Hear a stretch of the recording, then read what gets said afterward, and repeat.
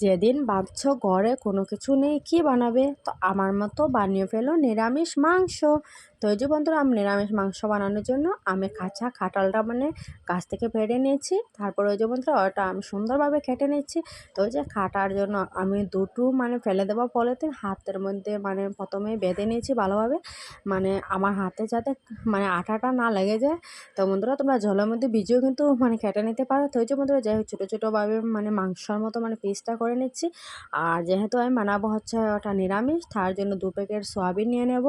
তো সয়াবিনটা আগে থেকে ভিজিয়ে রেখে দিয়েছি।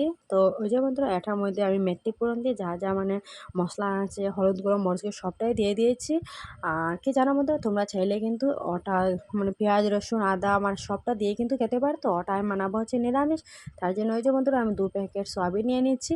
আর কি জানো বন্ধুরা, এটা কিন্তু সত্যি খেতে কিন্তু দারুণ হয়েছিল। তো ওই যে বন্ধুরা, দেখো আমার রেডি।